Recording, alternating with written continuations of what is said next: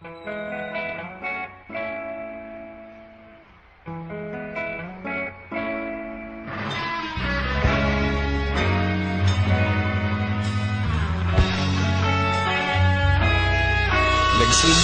ang lahat sa eskwela, nagsama-samang 12 sa kalokohan at sa tuksuhan, hindi maawat sa isa't isa. Madalas ang standby sa cafeteria, isang barkada na kay saya.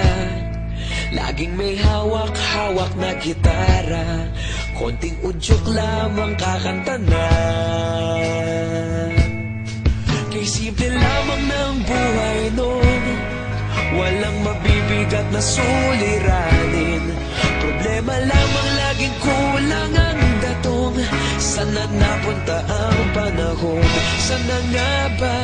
Sana nga ba? Sana napunta ang panahon? Sana nga ba? Sana nga ba? Sana napunta ang panahon? Sa unang ligaw kayo'y magkasama, magkasabwat sa pambobola. Walang sikreto kayong tinatago, okay sarap ng samahang barkada. Nagkawatakan na sa kolehiyo, kanya-kanya na ang nilakaran. Kahit minsan na lang kung magkita, pagkakaibigay hindi nawala. At kung saan na napadpad ang ilan, sa dating eskwela meron din naiwan. Meron pa ng mga ilang nawala na lang, nakakamiss ang dating samahan. Sana nga ba? Sana nga ba? Sana nga bang barkada ngayon? Sana nga ba? Sana nga ba? Sana nga bang barkada ngayon?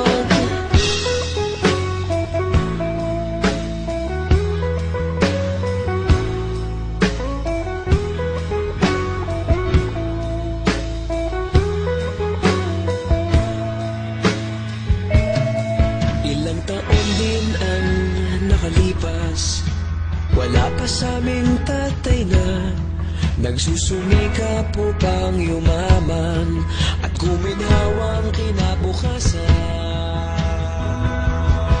Paminsan-minsan kami nagkikita, mga naiwan at natira. At gaya nung araw namin sa eskwela, pag magkasama'y nagwawala. Napakahirap malimutan ang saya ng aming samahan. Kahit lumipas ng ilang taon, magkabarkada pa rin ngayon. Magkaibigan, magkaibigan, magkaibigan pa rin ngayon. Magkaibigan, magkaibigan,